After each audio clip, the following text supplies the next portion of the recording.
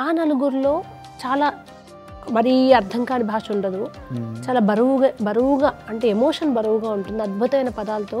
మీకు ఆ కథను చెప్పినప్పుడు మీరు అనుకున్నది ఏంటి? డైలాగ్స్ అనేది వన్ ఆఫ్ ది పార్ట్ అయింది అందులో.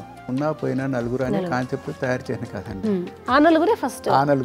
ఆ నలుగురిలో రచనా సహకారం వస్తుంది. కృష్ణవంశీ గారు అనగానే తెలుగు సినిమా చరిత్రలో ఆయనకు ఒక సపరేట్ పేజ్ ఉంది కదా, ఆయన దగ్గర వెళ్తున్నప్పుడు కొంచెం కాన్షియస్ అవుతాం, కొంచెం నర్వస్ అవుతాం. ఆనందం రెండు విషాదాల మధ్య విరామం అని ఒక మాట రాసింది. కృష్ణవంశీ గారిలో గొప్పతనం ఏంటంటే సార్ ఇదే మన ఇంటర్వ్యూ పాయింట్ అంటారు. మీ డ్రైవింగ్ ఫోర్స్ ఏంటంటే ఒక డైలాగ్ రాయమంటే ఇంత ఫిలాసఫికల్ వేలో రాయగలిగే ట్రాన్స్లోకి తీసుకువెళ్ళే డ్రైవింగ్ ఫోర్స్ ఏంటి? అదేనంటే ఒక శివతత్వానికి సంబంధించిన బేస్ ఏదైతే ఉందో, భక్తి సాహిత్యం కానీ, దూర్జటి గారు రాసిన కళాసింహాత్యం కానీ, అయితే ఇంకా బోల్డ్ మంది రాశారండి, చాలా పెద్ద పెద్ద గొప్ప వాళ్ళు రాశారండి. ఆ పుస్తకాలు చదువుతుంటే అరే మనం కూడా ఇలా చెప్పచ్చు కదా, ఆ ప్రయత్నం చేయొచ్చు కదా అనిపిస్తుందండి.